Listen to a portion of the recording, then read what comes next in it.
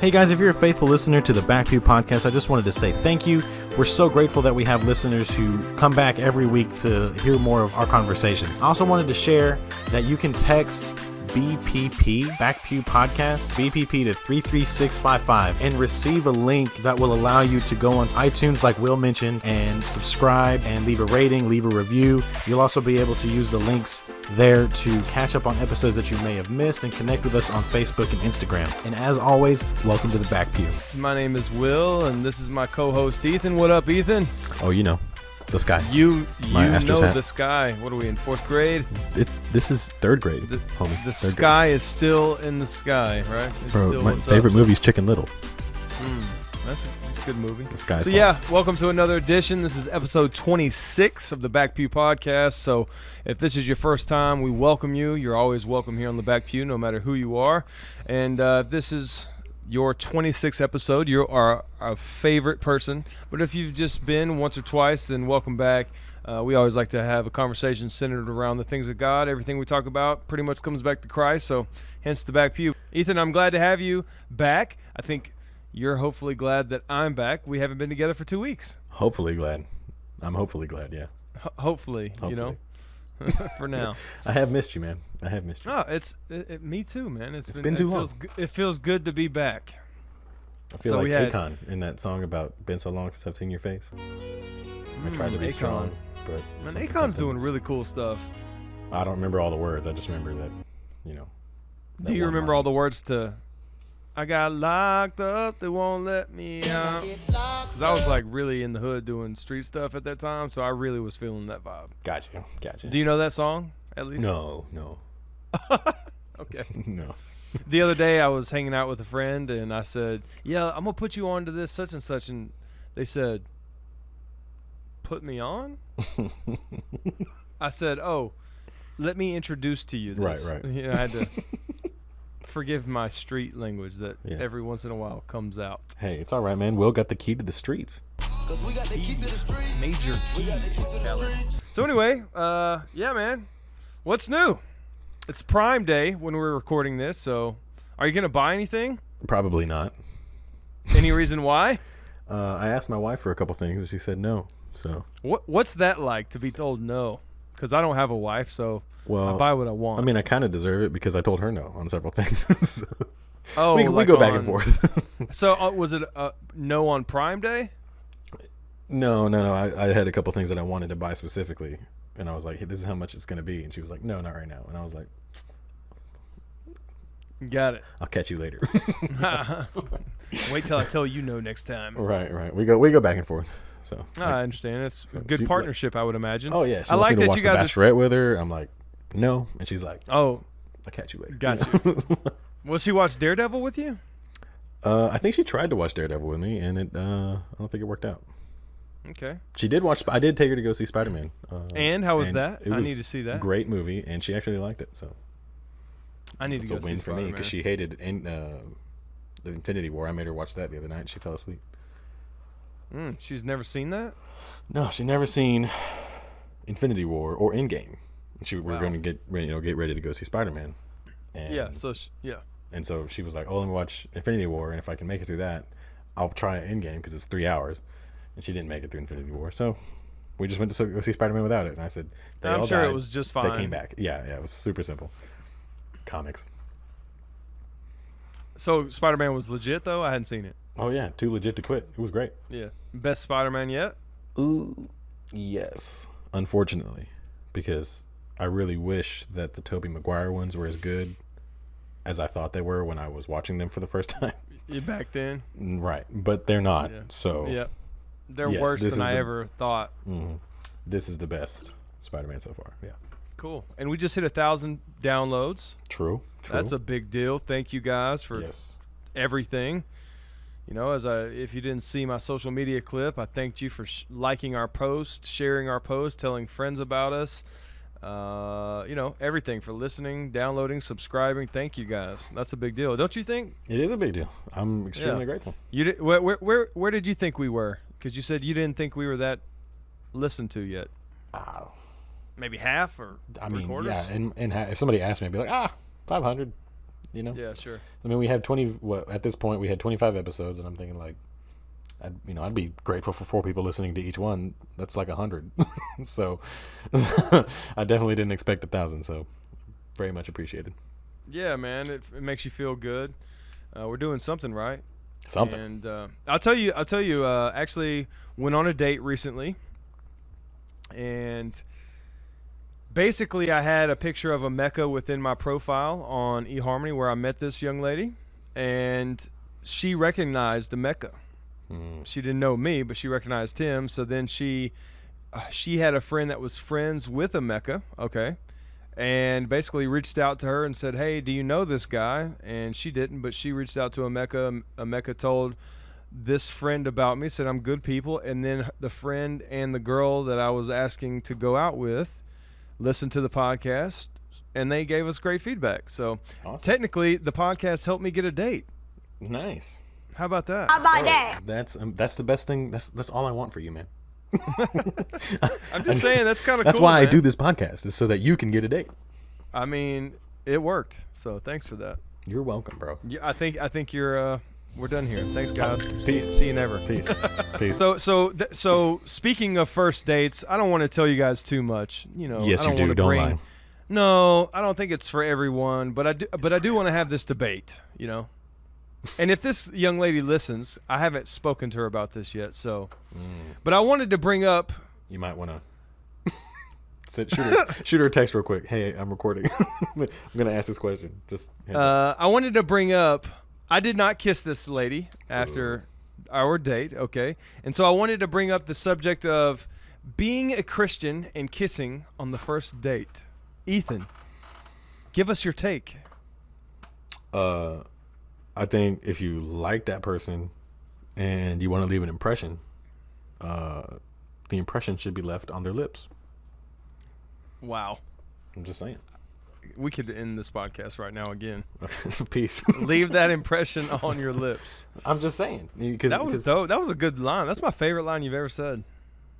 Leave that impression on their lips. I've had a couple other good ones.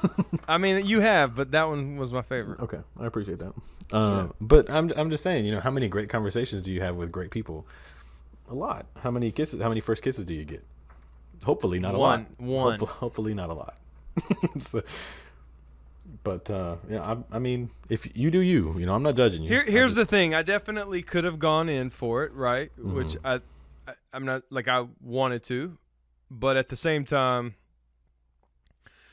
for me, over the years, I've not dated very often. But whenever I do get involved or take a girl out or get to know them for a time, I always feel that I try to do my best to be gentleman and not like break their heart or play games with their emotions and stuff like that. I'm pretty mindful of that. And so that's why I didn't at the end of the day here, because I'm like, what if next week we both decide or one of us decides that we don't really like each other?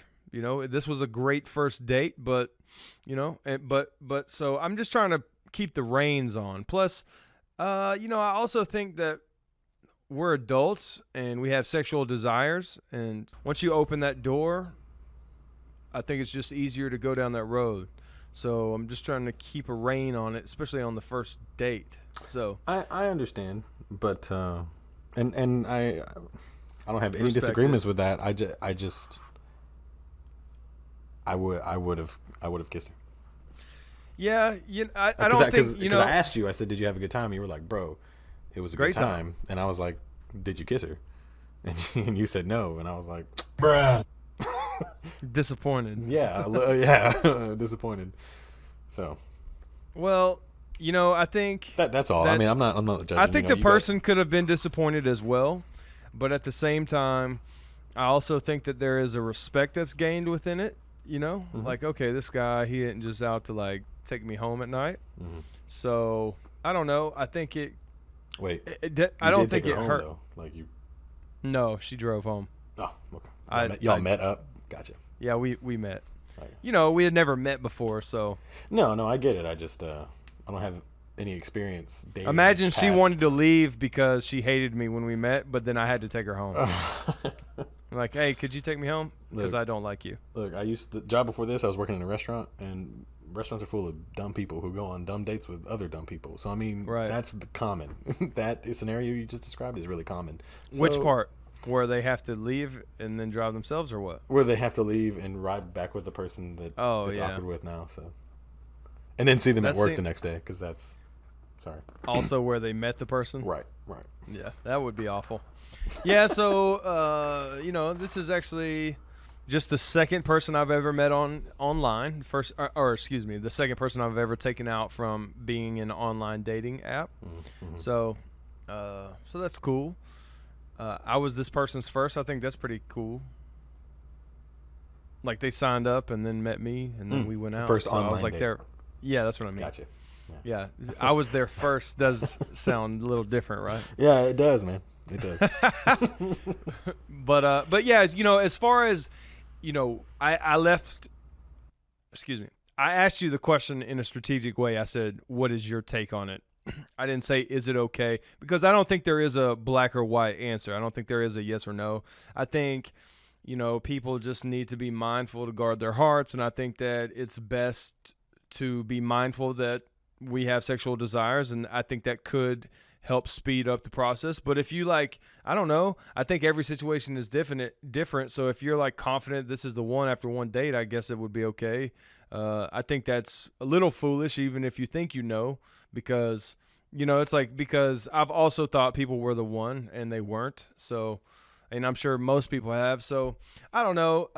I just think there's less to gain than the alternative option, right? Because like I said, my thing is over the years, even whenever I thought that I was being mindful of women's emotions, I still get designated as a sleaze bag for not doing it exactly like women want or something like that. Like for me, it's like, oh, if I take you out once and I feel like, oh, this isn't compatible, then I'm going to let you know, and I may let you, I don't know. I'm just saying over the years. I may let you know right then. I may let you know right then, and I may let you know over a text, Oof. That's something for me, it's like, I took you out one time. We weren't in a relationship. I don't owe you some face-to-face. Not face-to-face, but thing. give her a call, bro. I mean, okay, I agree at the end of the, this scenario I'm talking about that I got accused.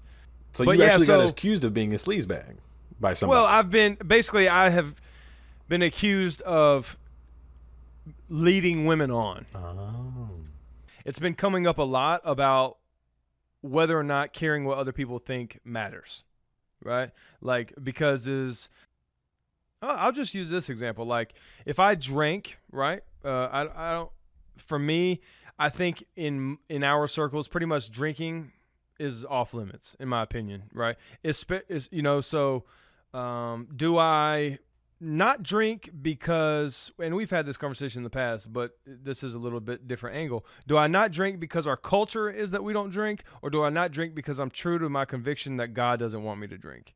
And I think a lot of people are not drinking because they think their conviction is, but really it's just because deep down subconsciously they just know it's our culture. Right. It's not truly from God. Right. And I so have a it's problem like, with that. well, sure, but at the same time, it's kind of like the question that I posed to Emeka whenever we were talking about evangelism, Right. and I was giving him the example about ministering to homeless, and he was like, "Yeah, but that just shows me if you feel better or it's easier to minister to a homeless person than the CEO of a 500 Fortune company, then." Then it's really just your ego that needs to be checked. It's not about that. I go, yeah, you're right in principle, but nevertheless, this is real life and this is where Right. people are. So start where you are. Right. So, Well, I get that, but you can't move. You can't start where you are and not move from there. Like you have to identify the issue. yeah, and move but forward. where's the timeline? I mean, like, Yeah. I agree, Okay. I get it, Okay. but like, Okay. I there's get what no you're saying, yeah. definable timeline. Okay. So I don't know. I think that that's a problem. I don't know. I can't think of other examples right now, but I just know that drinking is not the only thing. Within our culture that. Because you go to other church cultures where people really love God, and it's quite okay to Yeah. drink, especially in other countries. Especially another.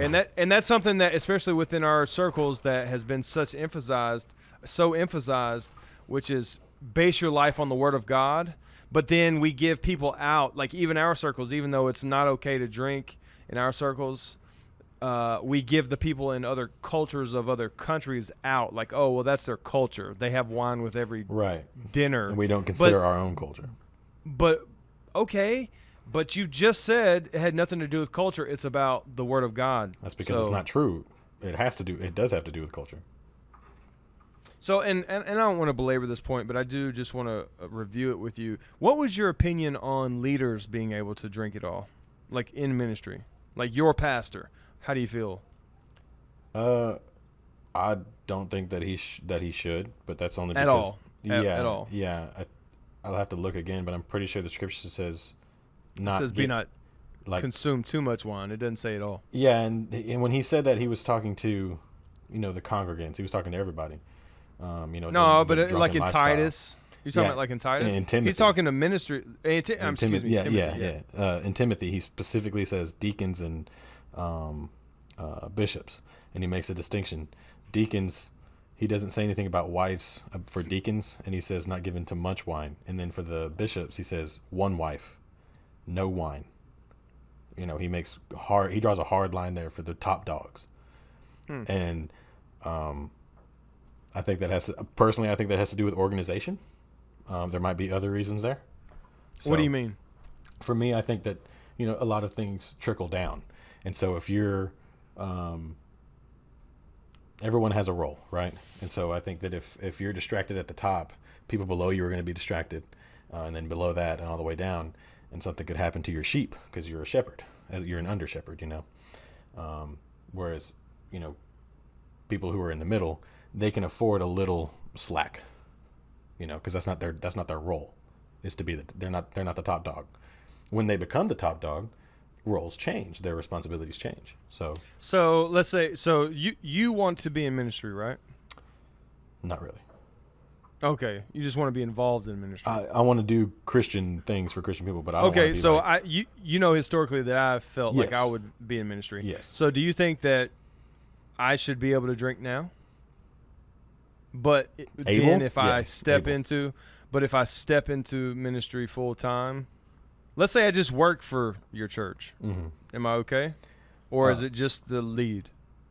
It's just the leaders. The bishops had direction over the deacons, and the deacons were the ones who were in the church setting things up, putting things together. You could call them the worship. So leaders, for instance, like Pastor ministers. Mark, Craig Rochelle, everyone on staff is okay.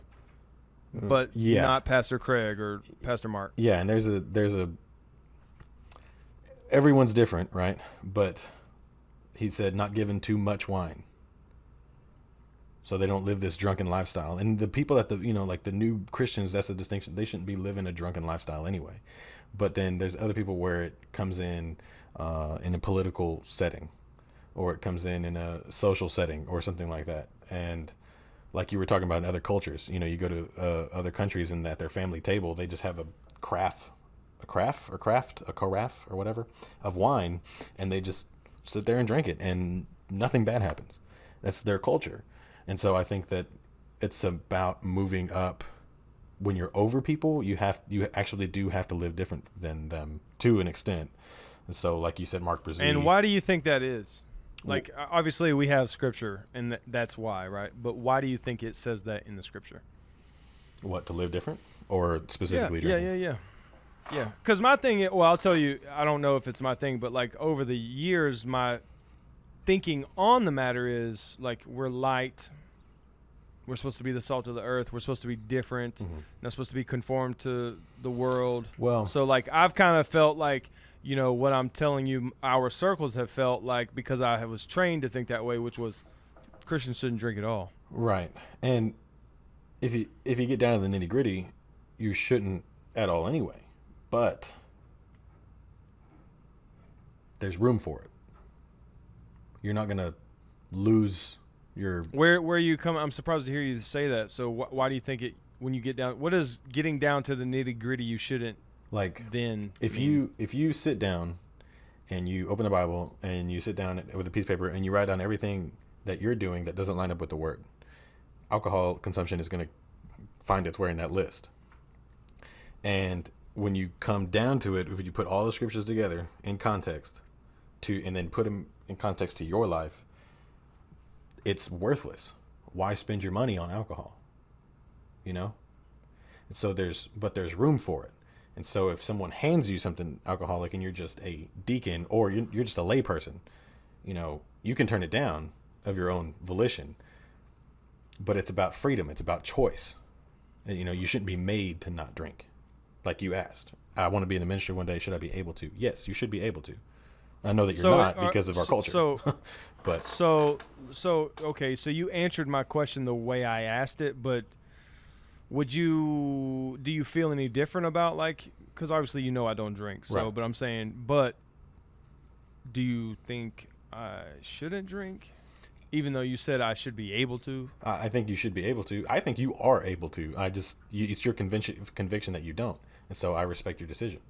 But other people make decisions like that without conviction. They just toe the line, and that's not going to hold you when it's just you and some circumstance that the devil throws at you. Towing the line isn't going to hold you at that point, you know? You mean like empower you to withstand on that? Right. You need to have those experiences yourself. Like you have this conviction to not do it, and that is part of the strength that you're going to have should the devil come at you with some kind of crazy, you know, evil situation, or just life in general, even if it ain't the devil, you know. That's part of your faith walk. That's part of your conviction. But that conviction to not do something is also the same conviction that holds you to salvation, that holds you to Christ, that holds you to grace. So that's part of your faith. So just to have one more clear answer, you think I could drink, but your feelings on that would change if I stepped into a full-time ministry role? Yes, full-time paid. Yeah. Or what if I have my own ministry? What if I'm John Smithwick? Because he's not a bishop. Right. Well, and he's not anyone's. Yeah, he kind of is. He's in charge of an organization that their sole purpose is to share the gospel. Okay, so maybe a bad example, but let's say I have a homeless ministry, but it's mine. Mm-hmm. I would. Until you get to a point where you're leading, where people are behind you and you're responsible for their lives. So now I have a team. My ministry's grown after 2 years, and now I have 5 staff members. Yeah, so once you start talking about paying people, or at least taking up all their time, and then you start talking about paying people, that's when I would cut it. Yeah. Why? I don't understand your distinction. Because I mean, I do, but where are you getting that? From the Bible. You go from deacon to bishop. At some point, you go from lay person to deacon you go from person who's taking service to person who's giving service, which is what a deacon is, and then you go from that to person who is over the servers, which is a bishop. Since we're talking about alcohol, what do you think about that verse? I think Paul is talking to Timothy where he says, you know, if you need a little for your stomach. Yeah. Thoughts? Well, I mean, it was medication back then. Is it not medication now? I mean, they have better versions. Well, I mean, alcohol is to clean wounds, and there's all kinds of stuff that you can drink that probably isn't good for you, except that it cancels out something that's already wrong inside of your body, like Pepto-Bismol. Like, you're not supposed to sit there and just suck on Pepto-Bismol. Oh, I'm thinking of NyQuil. I'm sorry. I'm thinking of NyQuil. Here in Houston, and I know you know, but here in Houston we have, you know, people that we like, what's his name? Fat Pat and Big Mo and other people that have died from drinking too much lean. Yeah. And so if you take that as medicine, it's medicine now. But I promise you, if Jesus came back, 30 years ago, and I'm the Apostle Paul, and I'm talking to one of my guys, and I'm like, hey, man, if you're having trouble sleeping because your nose is clogged up and your throat hurts, drink some NyQuil before you go to bed. It's the same thing. You're not supposed to sit there and just suck on the NyQuil. And he wasn't telling Timothy to just turn the wineskin up and get drunk.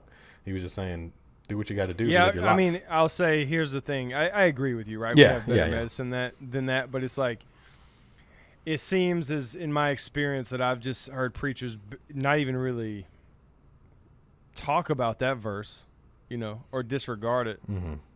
Well, and I guess it's not that important, but no. I mean, overall, it's good for leadership teaching. If somebody said, like if somebody challenged me, like, hey, you got to preach on this scripture or this passage, I'd be like, okay, it's about leadership. Let's talk about leadership, because he's, comforting his man, comforting his the guy that he's in charge of. So, I don't. So what about medicinal marijuana then? I don't think we've spoken about this. I know we talked a little bit about marijuana in general. I don't recall. I mean, I sort of do, but I don't remember. It's all good. It's all good.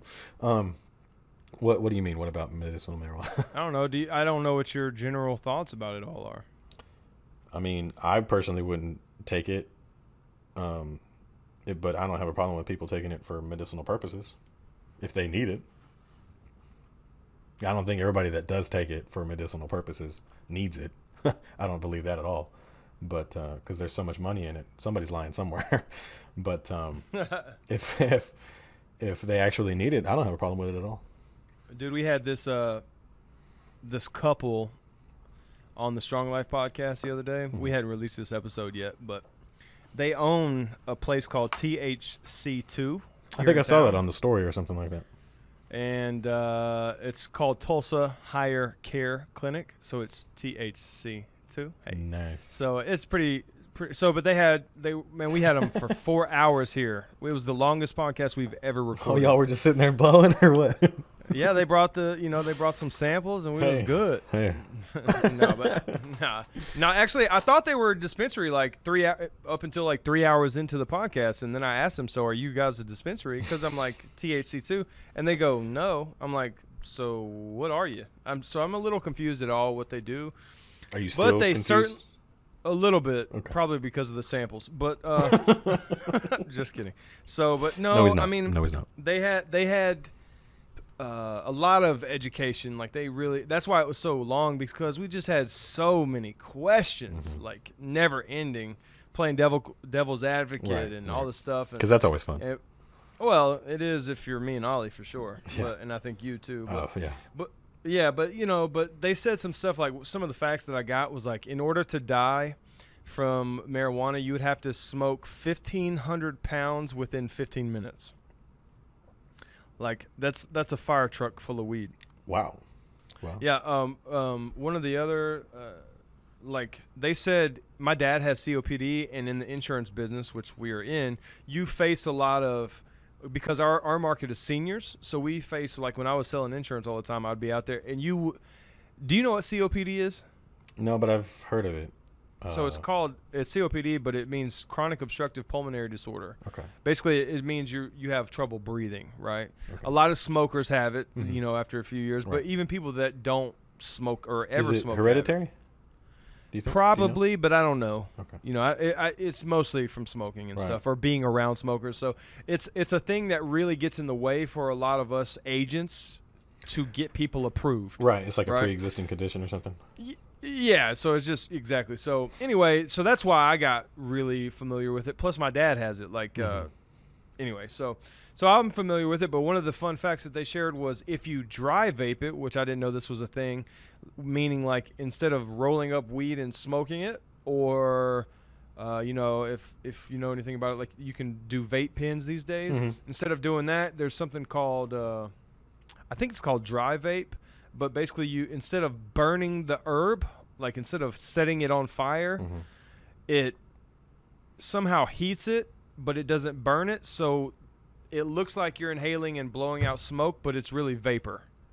Right. And so I tell you all that to say, they said if you vape it, not like smoke it like normal, if you vape it, the dry herb, then that actually will help COPD, which for me, I thought was mind boggling because you're putting something in your lungs. Right. But it actually kind of like some of the relaxation that comes in your mental state. It also relaxes.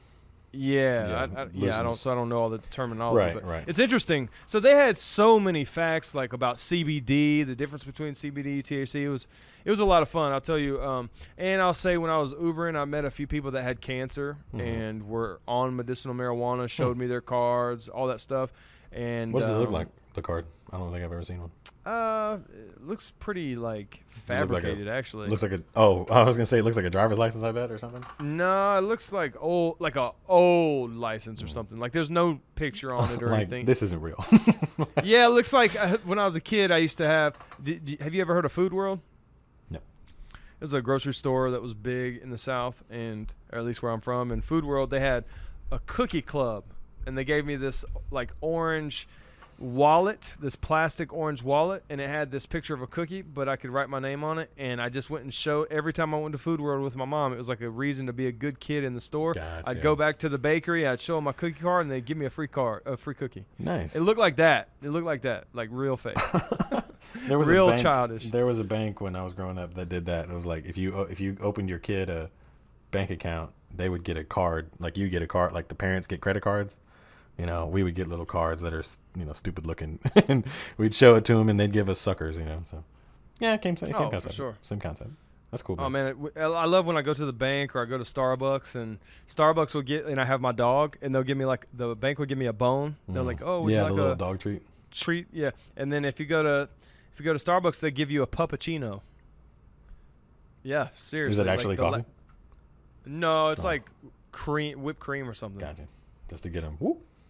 Just get 'em hyped up. Just the only problem is, warning to any of you dog owners that have never done this, you'll probably have to give your dog a bath after, at least their face. Yeah. Because that stuff, I mean, they just give it to you in a small cup, and it's, Well, at least your dog, because your dog could fit in a small cup.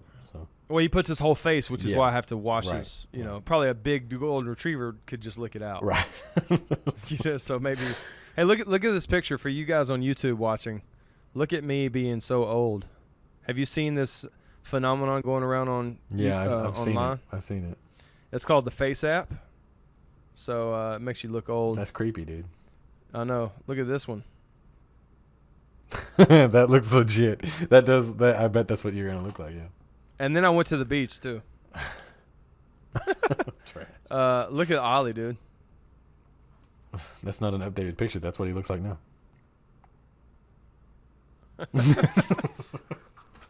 I know. Yeah, no offense, I Ollie. sent it. I sent that to him. And one more for me. Sorry, you audio. Dude, you look like you kind of look like Keith Moore if he got beat up a lot.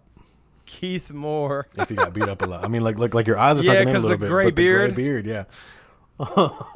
Yeah, I like the beard. I ain't gonna lie. I was pretty unhappy with this photo. Oh man, I'm sorry. You should have sent Oh, that how to the about girl this? you went on a date with. Be like, hey girl, why? this is who you're looking for in the restaurant. We're meeting up here. Oh. This is who you're looking for. Hey girl. She asked me to meet her like 15 minutes before our designated time outside. And then she changed her mind. She didn't want me to do that, but she did ask for it, so I gave it to her. And I was thinking, she just wants to drive by to see if I really look as decent as I really do. No, man, I don't think she was trying to drive by to look at you. I think she probably had like a friend, like looking. Tell her to do that? Yeah, he was like, her friend was like, look, make him come out and meet you because I want to know what he looks like. That way, if he kills you, I have a description of the guy.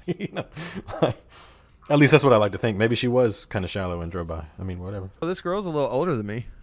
Yeah. Actually, I leaned over and I told Haley that you were on a date with an older woman, and she was like, "Excuse me," and I was like, "Oh, like by a year or two." And she was like, "Oh, Or four. Oh, really? Dope, man." Mm-hmm. So what? She's like, "How old are you? 36. You're 28, so she's 32." I'm 32. Bro, you're 32? Yeah. Oh wow, I missed your birthday. I'm old. I know. Thanks. I'm sorry. You didn't even wish me happy birthday. Oh, happy birthday! It's okay. Thanks, man. You're welcome, bro. When's your birthday? In November. I'll miss it too. No worries, dude. I don't expect. No, you're good. No, but the FaceApp thing, for you guys that aren't on YouTube watching, man, it is really cool. And by this time, if you haven't seen it on your social feeds, then you don't get online very much because it's really taking over your timeline. It really is. I know. have seen way too many people doing it, and I'm like, Yeah, I saw Logan Paul being like, "Stop it! Everyone knows. No one cares to see about your face being old. Like, it's the progression of life." I'm like, that's kind of fun because we want to see what we're gonna look like. yeah. We want to see what we keep looking like if we keep smoking cigarettes and drinking and partying all the time. We want to see what we look like, dude. I mean, actually, if you go on the app, like I showed you, I had the beach behind me. You can do more than that. You can add tattoos to you. You can make yourself look younger. right? Dangerous. So my mom asked me, because it's Amazon Prime Day today, she asked me to order some cream because I'm a Prime member. And so she asked me to order some facial younger moisturizer stuff she saw on Dr. Phil or something. And so Dr. I did. Phil. I like Yeah. Dr. Phil. Oh, man, he's an OG. He's in the podcast He's in the game podcast now. game, dude. Yeah, it's called Fill in the Blanks. It's a nice play. Man, did you hear Emeka said he's going to call his podcast From Where I Sit? No, I didn't hear that. That's pretty tight. That is pretty don't tight. You? Yeah, it's a good play. I like that. He actually has a YouTube channel right now that he hasn't been active on in like a year or two, but he still has more subscribers than us on Strong Life. Oh my God. I mean, you can't be mad at him. And then somebody said, we're going to catch up to you. He came by the office yesterday and saw us, and so somebody said, we're going to catch up to you, bro. And he goes, probably not, because this was before I got on Ellen. Whoa. All these subscribers came from before I went to Ellen. and then he hit the whoa. Oh, dude. So speaking of other social trends other than the FaceApp, how about you guys tag us if you hear this and you hadn't heard of it, and you go download the what is it called? It's called the FaceApp. Okay, that's literally what it's called. Download the FaceApp, post a picture, tag us on the Back Pew. Your boy CS Lane, what's his name? Robert? Bobby? Oh, Cody. Anyway, I think my boy Cody. He's the one that won. Yeah. He's the one that won. Yeah. He actually had a picture from the Back Pew, but he didn't hashtag view from the Back Pew, Right. so I reprimanded him. You reprimanded him? him? Nice. Yeah, nice. you're restricted from the podcast this week. You know. Gotcha. Yeah, that was what him and his wife? I don't know. they It were, was like, just a selfieing? view from the Back Pew of his church Sunday. Oh. But he But didn't he didn't tag have it? the hashtag. Oh, No. dude. No, I didn't even see it. That's quality friendship right there, man. He said Quality it's friendship. literally the Back Pew. He was literally on the Oh, Back yeah, Pew. I was yeah. like, see what I'm saying?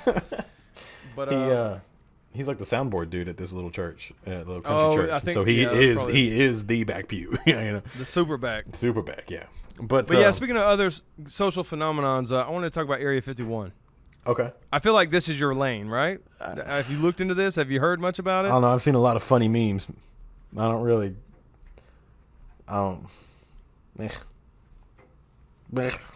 You know. What do you mean? What do you mean? Ugh. I don't care, man. If they're gonna storm Area 51, they're probably not gonna find nothing. If the government actually has something there, My thing is if you're going to storm Area 51, maybe don't tell everyone. well, no, they got to tell people, because then if they die, people know that they died at Area 51.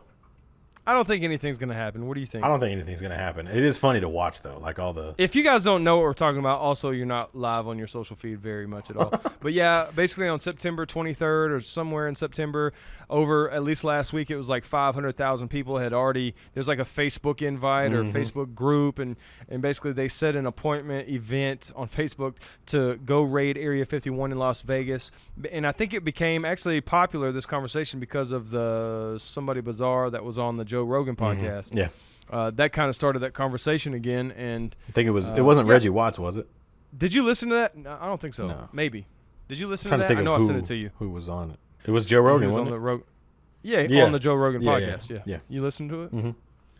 I didn't ever finish, but Me neither. it was pretty good. It was pretty good. I was on there for a while. I only had like 20 Yeah, minutes me left, and then too. I had to like leave.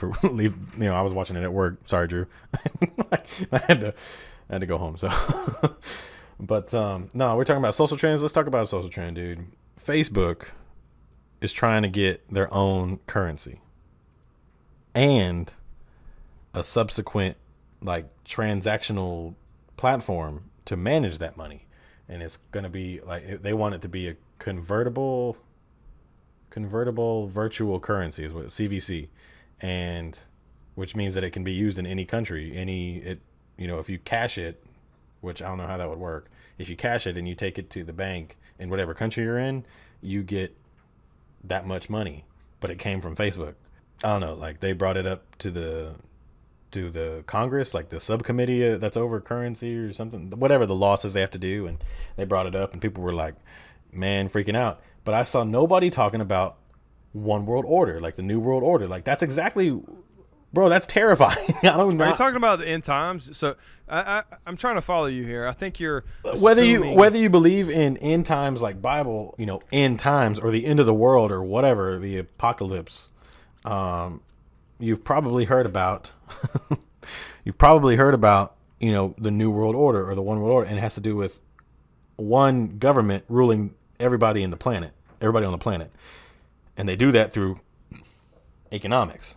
And so if Facebook is trying to make it to where regular people have access to virtual currency that is viable in any country, super easy for one, criminals to launder their money, and two, for Facebook to say, we don't like you, so we're going to shut your bank account down, and you just have no money. And so, I mean, I read that, I was like, oh my God, Zuckerberg is the Antichrist, which isn't true. What if Zuckerberg was? That'd be funny. I feel like yeah, he'd be a lot uglier. Not that he's not ugly, but I'm sure he's very charismatic and good looking, Have you seen? Oh, that's what I'm saying. Yeah, I was going to say, like, the Antichrist is going to be pretty, I think. What if it's a woman? She's probably going to be pretty. I don't know. What if it was Hillary? Just kidding. Just kidding. Yeah, I don't really care. I mean, I guess I'm not as intuitive or spiritual or educated. But for me, my mom sent me $350 that she owed me on Facebook today. Right. Like, literally, I use Facebook all the time, and people get on my nerves because they won't use Facebook to transfer money. But if you use Facebook right now, it doesn't charge you. Like me. Right? You're one. I'm one of them. And you're just one of a million, though. Because last year, or the year before, I was selling stuff online. That's literally how I made my living. And when I say online, I mean Facebook Marketplace.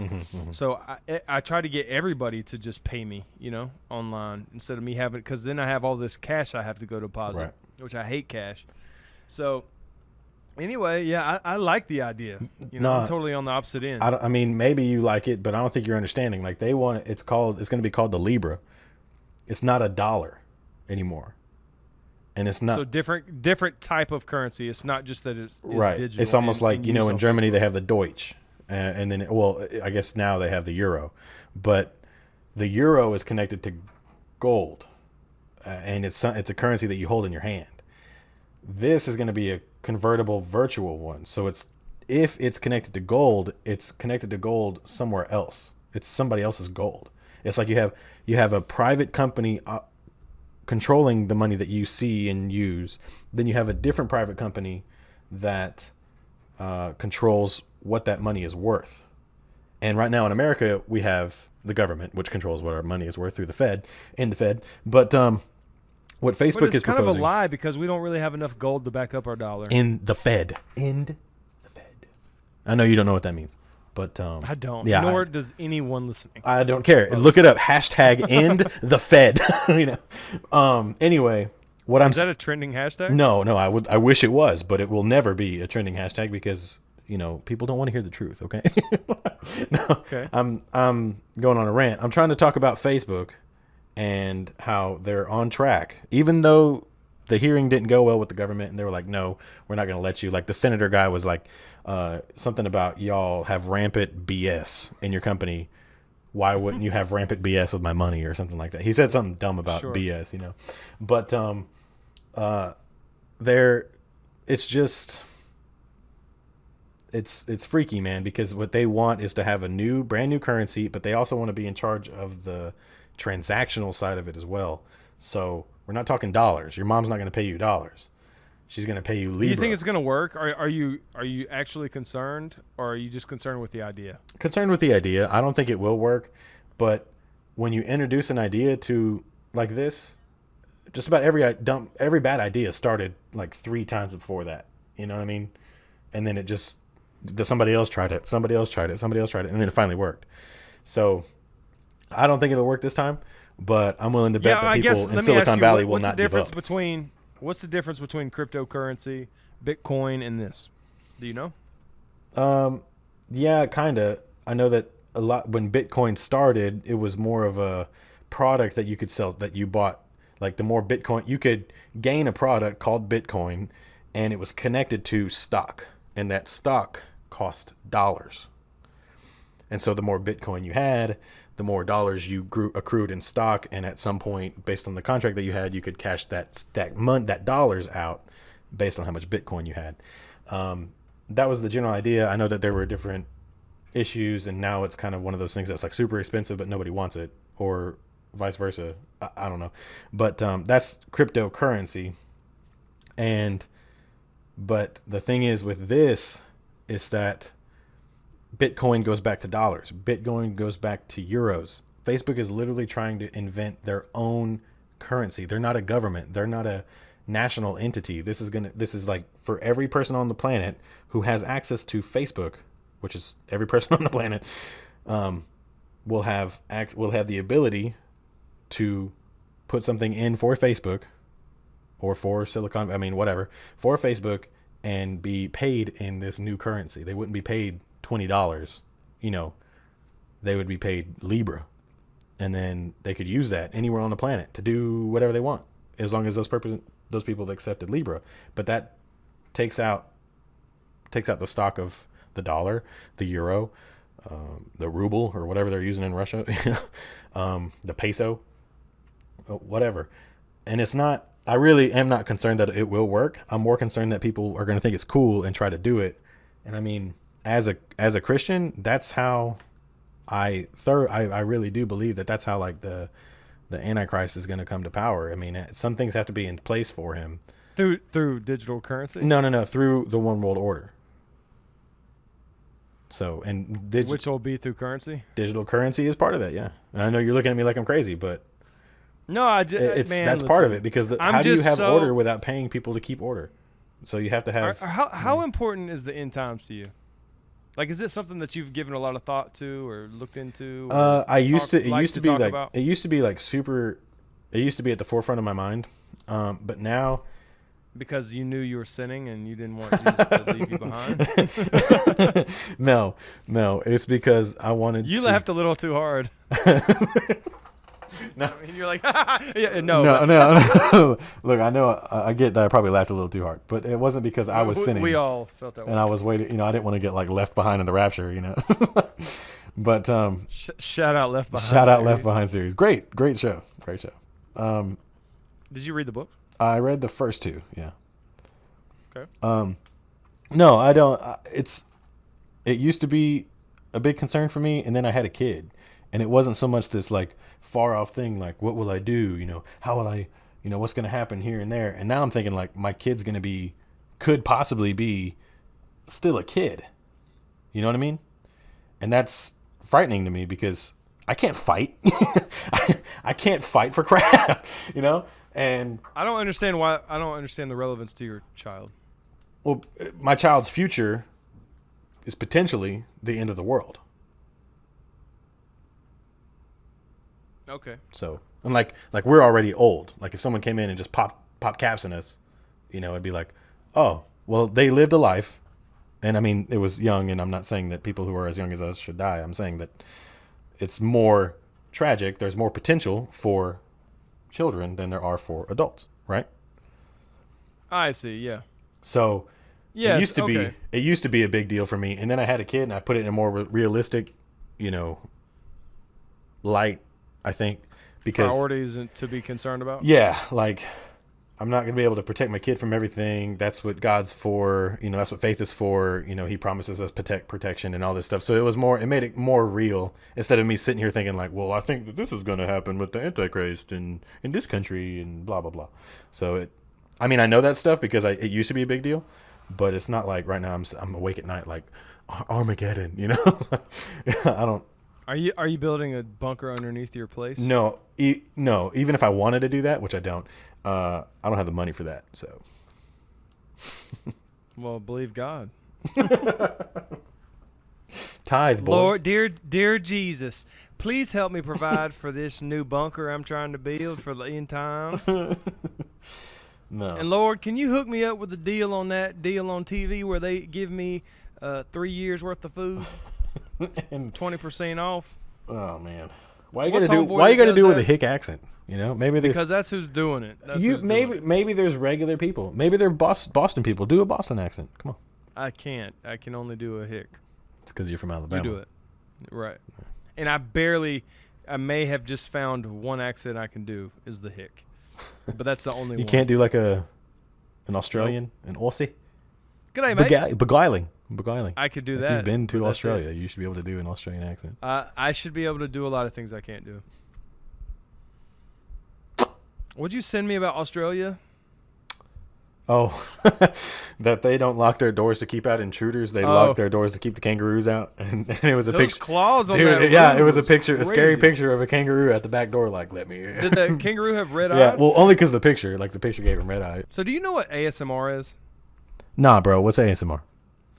I thought we talked about this before. This is truly a social phenomenon that has been going on for quite a while now. I was just introduced to it maybe in January of this year, but it's whenever you talk like this into the mic, and it's very relaxing. And so anything that you do, you're going to just whisper. What does it stand for?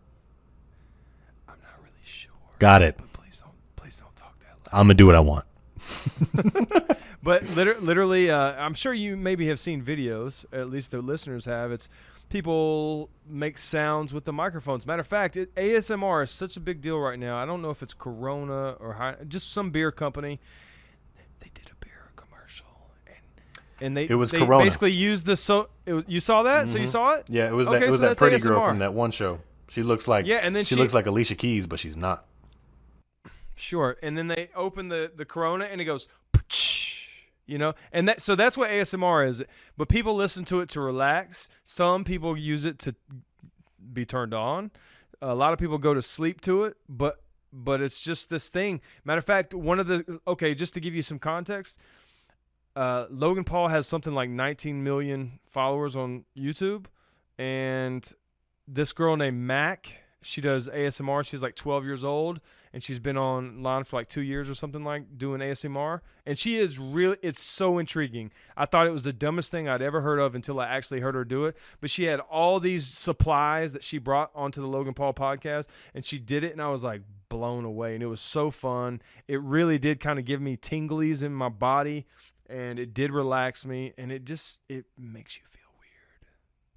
So you mean to tell me that Yin Yang Twins was doing ASMR when they were like, "Come here, little girl, let me whisper in your ear, little mama, not little girl." But think about how cool that song "Whisper" was. I know. So hey, Yin Yang Twins, they made ASMR. I mean, in some respects, Hey. but if you just later, if you're bored at home, search on YouTube ASMR and look how big it is. I'm not gonna do it. Or hashtag on. Yes, you will. I won't. Because I want you to. I'm gonna send it to you. You have to. Oh man. I try to boss Ethan around, guys. There's a new album out, number 6 Oh, collaboration. trash! Don't even Ed tell our Sheeran, listeners about this, and it's please. such a good album. Dude, oh. And Ethan, If you actually- are a faithful listener to the Back Pew podcast, let me just say that we're so grateful. Let me also say to not listen to what Will has to say about the number 6 album on the charts this week. he's never even heard it, so he wouldn't know how to tell you if it's good music or not. At least his wife was considerate enough to give it a shot. Yeah, she gave it a shot. She gave it 2 songs. She said, "I can't do it," and then she turned it off. She listened to the wrong 2 songs then. Well, she listened to the Justin Bieber one because she likes Justin Bieber because she doesn't like I Ed don't Sheeran. like that one. I don't know why anyone doesn't like Ed Sheeran. Seriously, I don't know what human being doesn't. What is it? Just briefly, why? Can you tell me why? I don't like his music. I haven't heard a song by Ed Sheeran Why? that I like. It's not pleasing. It's not aesthetically pleasing to my ears. I know that's probably not the right word, but it's not. I don't. Aesthetics means visual. Yeah, It's not the right word. Dang, you taught me language for the No, first I just time, probably Back Pew, reminded and we'll you. end it right here. Like that's never happened before. Hey, I've been doing really well with my texting. Okay, but our Facebook posts that all of our faithful listeners, thanks again, guys. That you always have to. I always have to go in there and edit them, dude. Like, oh my god, it's just like So spelling. thank you for. I'm not trying to watching put you my back. down. I'm trying to. No. I'm saying thank you for. I literally know this is a weakness of mine. I don't claim the texting thing as a weakness, but spelling is not that.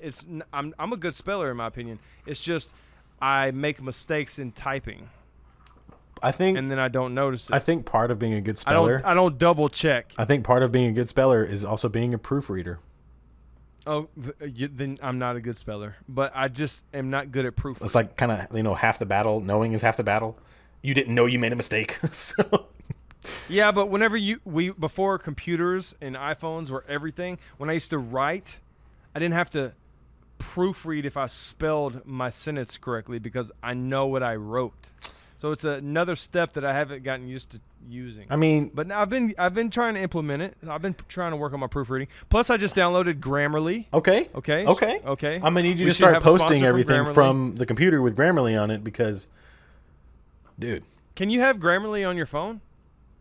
if you can, you need it. I'm going to try to download it right now. Hey, also subscribe. Hit that red subscribe button on YouTube right now if you're not. Also, hit the alerts so you know whenever we put out content. Plus, please share this with your friends. I know that we ask many of you this every time, but we're going to continue. So if you don't like it, then please get over it and stick around. I don't know, man. What else to talk about? I know that you I want to know social phenomenon that you hated also, since we're on Ed Sheeran, that you hated the new Lil Nas remix. Oh, dude. I'm trying to talk about real things here, and you want to talk to me about that garbage. Didn't you like the first one? I thought you liked the Waste. first one. Yeah, I did. So you never liked it. Oh, but you don't like this I one like because of I Mason like the Ramsey? one with just Lil Nas, and then I was okay with the one with The Billy Ray with Billy Cyrus. Ray. I'm But not now that's okay when you're with done. the yodeling kid at all. Why? I think it just is super fitting. No.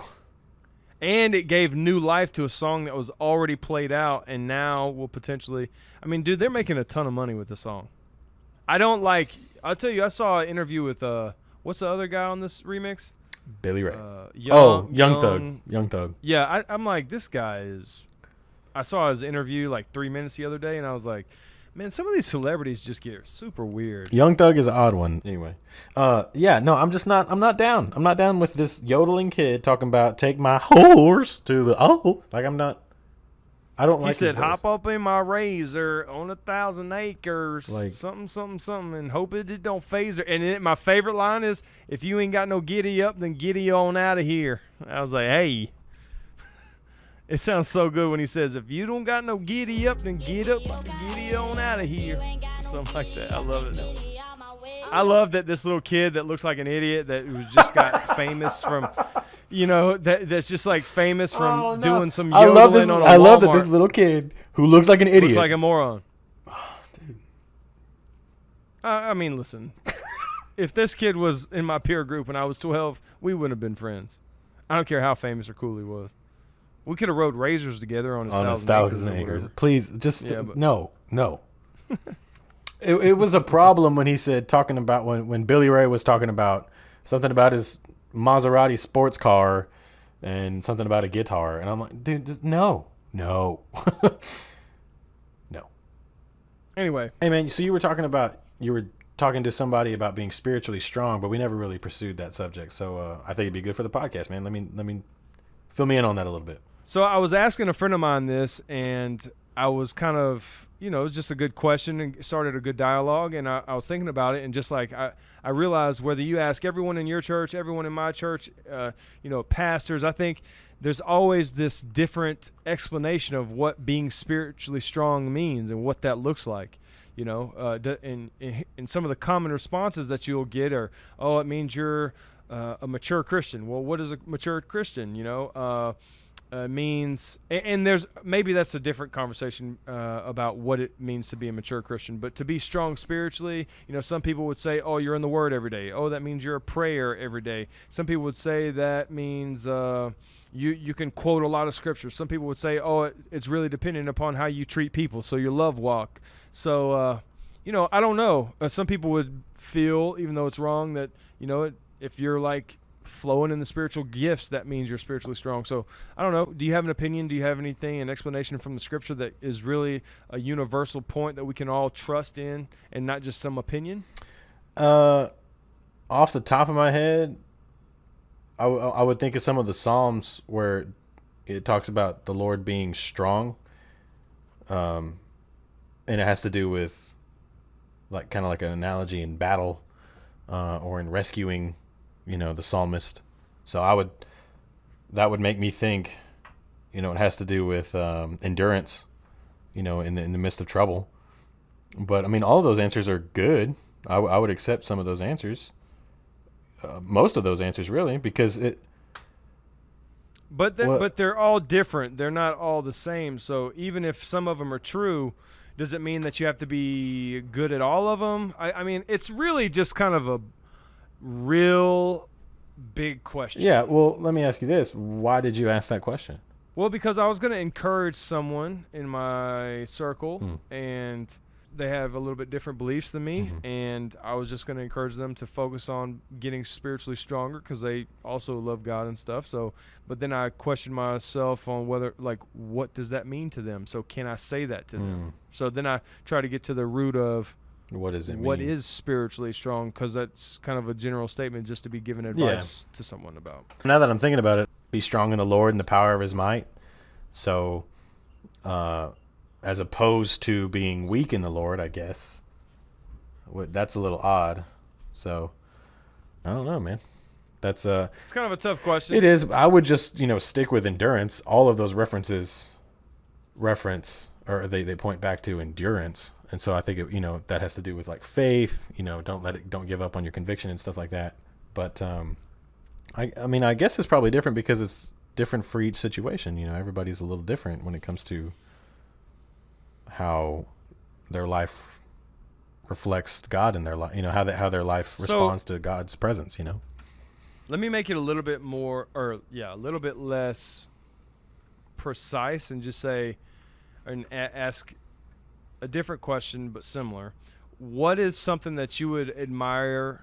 What would a person look like that you would admire and you'd go, you know what, they're a really spiritually strong person? Honestly, my go-to would be miracles, but I think too another thing would be reliability or consistency in their life, because just because you're connected to God doesn't mean you're in a bunch of situations where you need miracles. So, because in those situations something's bad happening, sometimes. So are you talking about you're being able to perform miracles because you're spiritually strong, or you have miracles happening in your personal life? Or what do you mean? Both. Your faith draws in the power of God in miracle situations, but not too many people spiritually strong then. Yeah, that's a true statement. But the reason that I kind of don't want to sit on that answer, make that my final answer, is because not everybody is in situations all the time where they need miracles. You know what I mean? Not everybody has a life where everything's bad all the time and you need a miracle. So I would say resilience or consistency in the Word of God and in the things of God, and because that takes endurance, because the devil's job is to make you not, or like the devil's function is quit the race. Yeah, he doesn't want you to continue with God. So endurance, I would definitely just stick with endurance. There's a lot of ways that you can take that, but I would admire somebody who consistently grew in the faith, consistently grew in the things of God, and I would call that they're spiritually strong, So. Yeah, I would say, if for a final answer, this is not a complete answer, but one thing that attracts me to a person that is spiritual is their hunger. So if they have, a desire to really seek God or a hunger for the Word, right, I would rather be around them than somebody that's been in the faith for a long time. And they're just chilling.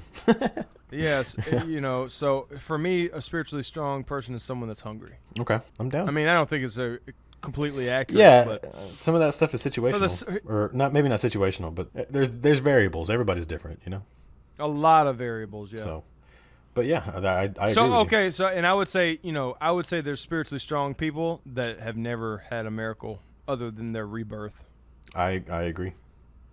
And I also would say I used to have said miracles because I used to view that a person that was seeing miracles was somebody that must be really close to God. And there is some truth to that, but there's also some fallacy in that thought, because I just know I've seen people have miracles in their life and even have miracles flowing through them that were not living right. So I just know that God cares more about the person that the miracle's for than your character, even though your character may. And I think character would probably be a strong. Well, that goes back to the endurance thing, Yeah. So, I definitely agree with you. Character is extremely important to me. If somebody said like, "Hey, what are the most important things for a believer?" and I would just like list them out, and character would be would probably be like the title, and then you start listening to little things out, But that's a good question. It makes you think. Yeah, so I'd love for you and the listeners to give it some more thought and get back to me. Yeah, let us know. Get back to me. get back to me, you, Ethan, specifically, because I know I'll see you again. So if you have any Will more you? thought, maybe, yeah, well, hopefully. This is our last podcast. everybody. Thanks, guys. Bye. Sorry.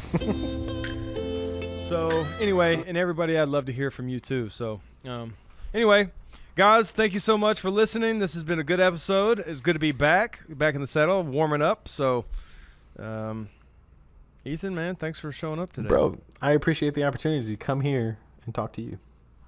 You the homie. So I want to leave you guys with something a little spiritual just to end the podcast today. And I want to share something with you that was shared with me. It's nothing I just came up with, but it was actually a quote from Winnie the Pooh. Have you seen this new Christopher Robin's movie? No, but my kid went and saw it with my in-laws. Good. So good. I Apparently haven't a good seen movie. it, but it's pretty inspirational. And one of the things Winnie the Pooh said, or Christopher Robin said to Winnie the Pooh, and then Winnie the Pooh reminded Christopher, was, oftentimes the best of something comes from doing nothing, or something like that. Or often doing nothing leads to the best of something. And so I just want to encourage you guys to just slow down, take some time for yourselves.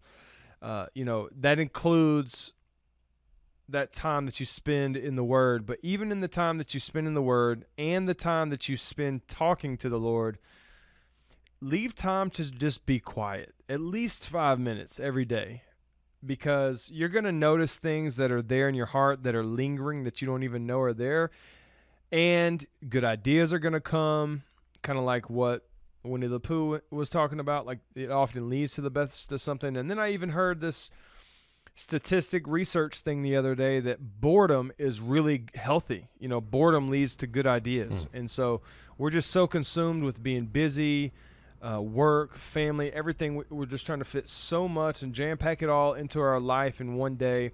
And then plus we have social media and our devices, whatever it is that you love on your phone that keeps you pulled in and sucked in until you have to go to bed, or it feels every moment that whenever you're getting on the elevator or walking up the stairs by yourself, whatever, like you just are never leaving space in your head. And so, just practice this week being still before God, being quiet, allowing space for boredom, and doing nothing, because I think you'll come to some spiritual revelations. You'll come to some good conclusions. You'll actually sit with things that are in your heart that you may not even be recognizing. It'll help you hear God's voice. And I just think it'll be beneficial for your mental state too. So yeah, that's my encouragement for the week. Awesome, bro. I'm down. Quiet time. Cool. I like it. Thank you guys for listening to the Back Pew today. Yes, thank you. Share, tell a friend. We'll see you next week. Peace. Peace.